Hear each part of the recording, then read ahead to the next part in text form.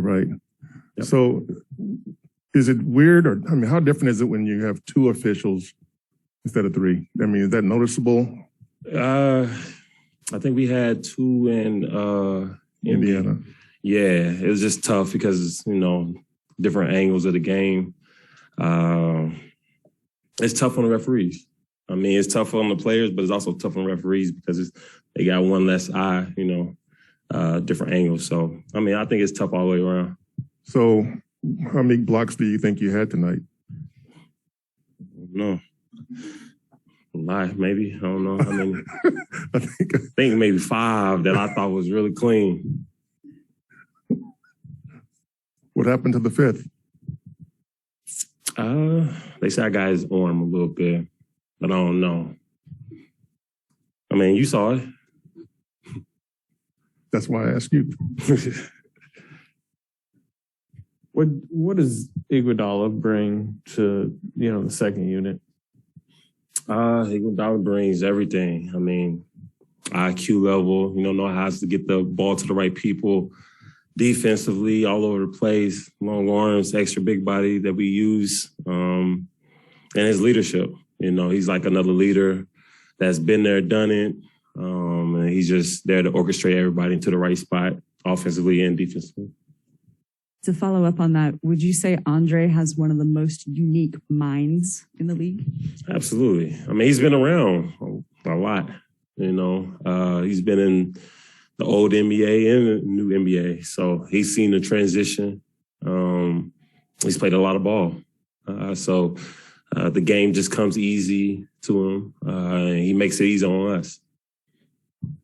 How would you describe the difference? Let's go like early in your career when, kind of a wing defender even, and now with how the league has shifted, but also you personally, at times even almost a big, I mean, obviously protecting the rim tonight. How would you describe that shift in your career?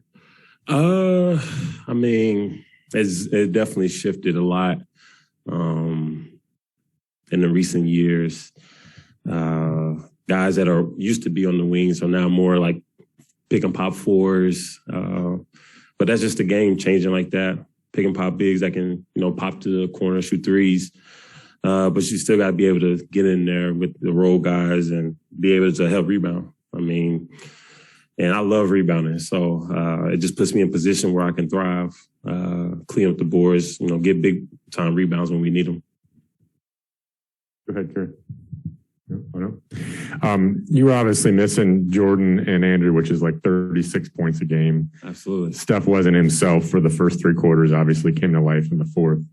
But I guess what I'm asking is with Andrew and Jordan out for a while, and tonight seemed like a good example where you got more from other spots. Yeah, from everybody. And how necessary is that going to be?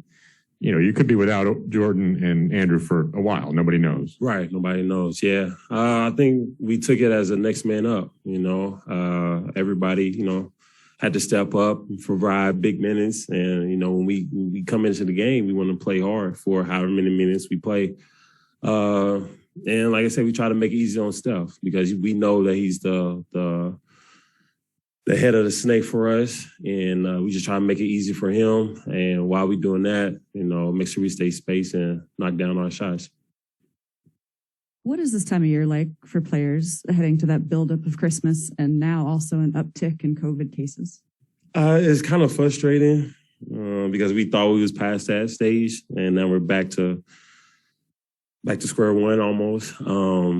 But I mean, I think for us, we just try to, be mindful of what we have to do, when we're in the facility here in this bubble and then when we're at home, because it's definitely frustrating, but we got to stay safe. We got to be mindful of it. And for us, we just got to, come day at a time and get ready for, the next couple of games without Andrew and without Jordan. And just try to, get some wins for them until they come back.